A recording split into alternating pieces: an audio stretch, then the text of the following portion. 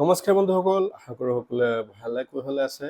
এটা অত্যন্ত গুৰুত্বপূৰ্ণ বিষয় আমি সকলোৱে অনুভৱ কৰোঁ, সেইটো হৈছে যে প্ৰক্ৰাষ্টিনেশ্যন, যিটোক সাধাৰণতে কোৱা হয় কোনো এটা বিষয় আমি কৰিব বিচাৰোঁ বাট কৰিম বুলি পিছলৈ আমি ঠেলি দিওঁ। ধৰা হ'ল কোনো এটা কাম আমি কৰিব লাগে বা 1 ঘণ্টা আমি পঢ়িব লাগে, কিন্তু কি ভাবোঁ যে অলপ পিছত পঢ়িম, আধা ঘণ্টা পিছত পঢ়িম, 1 ঘণ্টা পিছত পঢ়িম, অলপ পিছত 5 মিনিট মোবাইল চাই লওঁ। কিন্তু কি হয়, লাহে লাহে দেখা পোৱা যায় যে আমাৰ সময় অতিবাহিত হৈ যায় আৰু আমাৰ পৰীক্ষা চাপে আৰু আমি কিন্তু আমাৰ যি পঢ়া শুনা সেই অধ্যয়নটো আমি সম্পূৰ্ণ কৰিব নোৱাৰোঁ।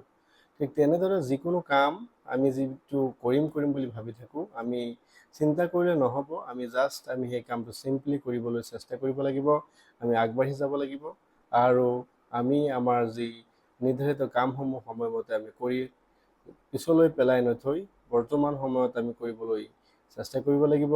যিহেতু এটা অত্যন্ত প্ৰচলিত প্ৰবাদ আছে, কাল কৰে তো আজ কৰ, আজ কৰে তো আব।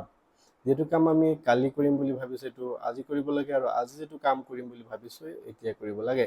গতিকে এই প্ৰক্ৰাষ্টিনেশ্যনৰ সৈতে হয়তো আমি সকলোৱে জড়িত। আপোনালোকে অলপ সময় ভাবিলেই গম পাব।